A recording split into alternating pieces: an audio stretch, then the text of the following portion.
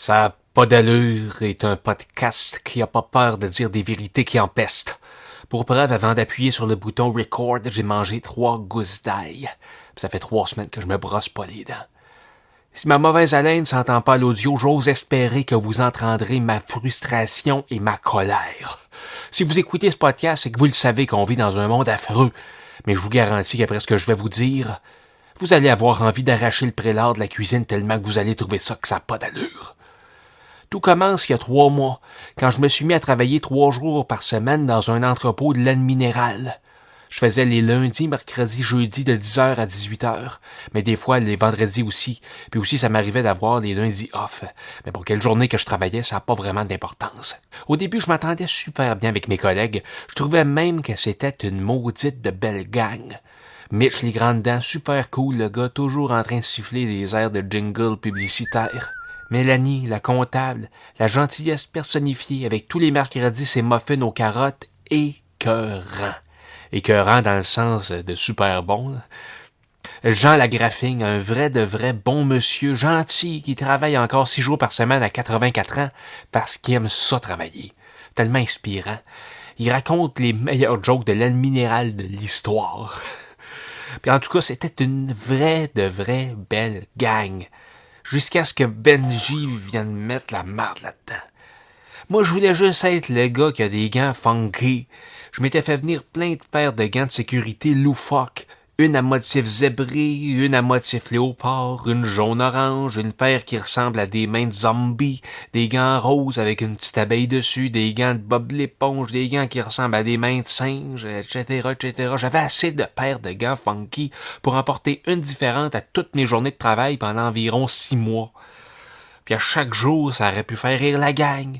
Puis à chaque jour, ça aurait été le fun, ça aurait été un sujet de conversation. Mais non. On s'en est-tu pas contre-crissé de penser de mes hosties de gants? Parce qu'on vit dans un monde dans lequel le monde n'est plus capable de rêver. On vit dans un monde où le monde ne veut plus accepter qu'il peut y avoir de la magie dans le quotidien.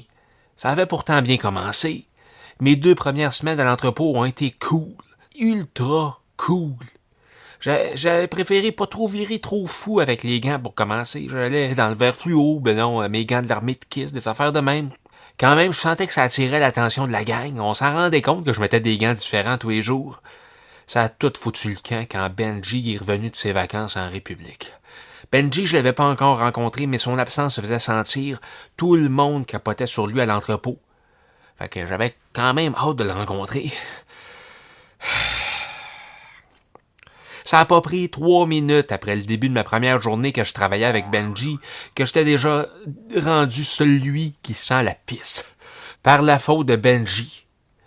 Benji, c'est un hostie tata qui comprend pas que c'est pas mal mieux de sentir la piste que de sentir un mélange de désodorisant en spray pis de potes.